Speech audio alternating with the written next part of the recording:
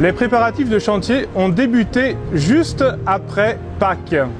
Quand l'octave a été terminée, 5 ouvriers se sont mis à l'œuvre avec un grand courage et peu à peu, tous les fidèles ont vu jour après jour, dimanche après dimanche, les chafaudages s'édifier peu à peu jusqu'à atteindre les sommets de la tour. Nous avons eu, avant que le chantier lui-même de la construction de cet échafaudage soit achevé, pu bénir l'échafaudage lui-même pour assurer bien la protection et du chantier et des ouvriers qui vont travailler dessus. Nous tenions évidemment à ce que ce chantier soit béni pour plusieurs raisons. La première raison, c'est pour le bon déroulement, tout simplement, des travaux qui seront certainement un petit peu longs, parfois difficiles. La bénédiction permet alors à ce que Dieu accorde son aide à tous ceux qui travaillent et tous ceux qui coordonnent ces travaux.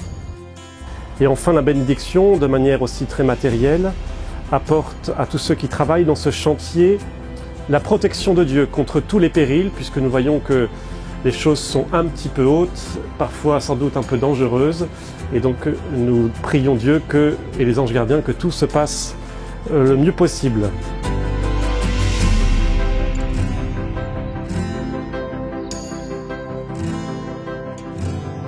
L'échafaudage lui-même a été achevé juste avant la fête de la Pentecôte. Et puis hier, mardi de Pentecôte, c'est la grue qui est venue faire son apparition sur le chantier. C'est d'abord le mât lui-même de la grue qui a été mis en place et aujourd'hui la barre transversale. Cette grue, comme vous le voyez sur la vidéo, est tout simplement incroyable. Sous crochet, elle mesure 64,90 mètres de haut et sur son point le plus haut, elle est à au-delà de 70 mètres, ce qui lui permet de dépasser nos 2 clochers. Les échafaudages sont montés ainsi que la grue. Quelle va être maintenant la suite du chantier? Tout simplement, les tailleurs de pierre vont venir analyser pierre par pierre l'édifice pour vérifier et contrôler si les photos que nous avons prises par drone il y a 2 à 3 ans de cela ont bien rendu l'exacte réalité de l'état des pierres.